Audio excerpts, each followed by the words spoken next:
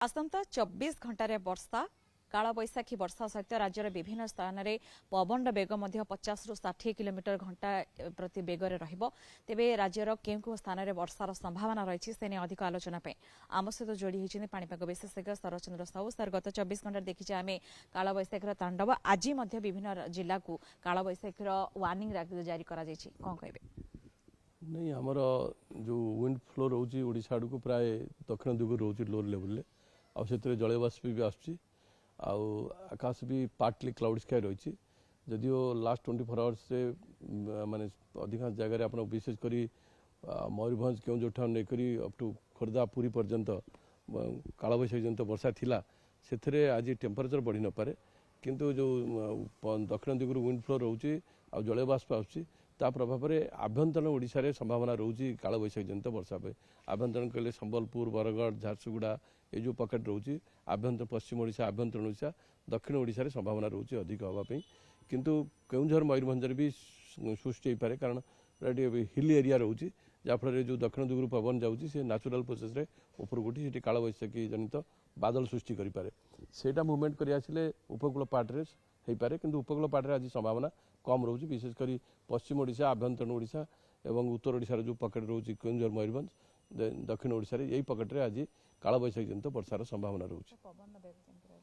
कालबैशाखी समय पवन बेग प्राय 50 रु 60 किलोमीटर पर आवर रहिबो आउ जो आमर जो झुंक जोटा गस्टिंग विंड कहउछन्ती सेटा 75 रु 80 किलोमीटर पर आवर रहि पारे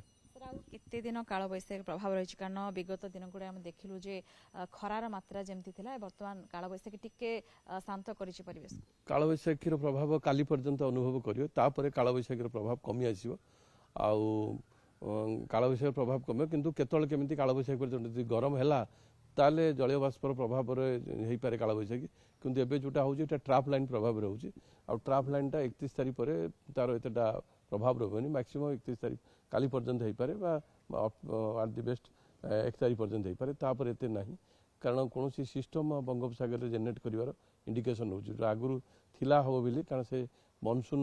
रो विंड पैटर्न एतटा स्ट्रांग ना जहाँफल कौन सिस्टम भी जेनेट कर जना पड़ूनी 6-7 तारिख पर्यंत ना तापमात्रा बढ़ आप 4 तारिख टिके बढ़ एवं जो कालबैशाखी हम आज किसी जगह माने आभ्यंतर ओडिशा पश्चिम ओडिशा दक्षिण ओडिशा रे उत्तर ओडिशा केउझर मयूरभंज पकेट्रे तार ये जो कालबैशाखी जनित वर्षा आपंकर 3 तारिख पर्यंत 2 तारिख पर्यंत टेम्परेचर बढ़ोनी 3 तारिख को सामान्य वृद्धि हो पारे किंतु 4 रु बढ़ो किंतु एते बढ़ोनी 7 तारिख पर्यंत प्राय 40 डिग्री भितर आभ्यंतरण ओडिशा रे रहिबो उपकूल ओडिशा रे 37 मैक्सिमम 38 पर्यंत जाइपारे किंतु आभ्यंतरण ओडिशा रे 40 ବା 41 डिग्री सेल्सियस आपणकर 7 तारिख पर्यंत जीव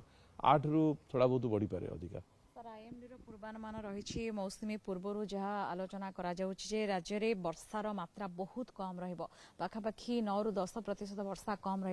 यार भितर स्थिति तो सर जहाँ भी चाष क्षेत्र में कहतु कि पागरे विशेष प्रभाव पकाइब कालबैशाखी जनित वर्षा ओडिशा रे लगी रहिबो से कालबैशाखी अनुसार जहाँ आप चाषबास करें आई पारे थर्ड वीक पर रेन प्रभाव बढ़ी पारे जून थर्ड वीक सर वर्षार परिमाण कमिबो सेटा जून मासर एंड सुधा जानी हम कारण एत आगुरी कहीहबनी जून मान एंड सुधा केमी कौन रोचे मनसून करेन्ट देखा पड़े लघुचाप के फर्म होचे से अनुसार कह एत कहीहबनी कि जहाँ आईएमडी फोरकास्ट मॉडल बेस्ट कर ना एबे तो कौन फेवरेबल कंडीशन नाई प्राय नेक्स्ट 3 to 4 days पर्यंत प्रतिक्रिया शुणुले जो भाव राज्यर विभिन्न स्थान में पश्चिम उत्तर दक्षिण ओडिशा आज विभिन्न स्थान गुड़िक कालबैशाखी यथेष संभावना रही पवन बेग विभिन्न स्थान अधिक रहीपे और जहाँ कहुच्छी आईएमडी जमी पूर्वानुमान करुच्ची चलित वर्ष वर्षार मात्रा कम रु पाणीपाग विशेषज्ञ कहवा मत जून मसरे ही आकलन करे केते वर्षा हम कि ना एबेठारू एते शीघ्र केते वर्षा हेबो सेने आकलन करबा संभव नुहे।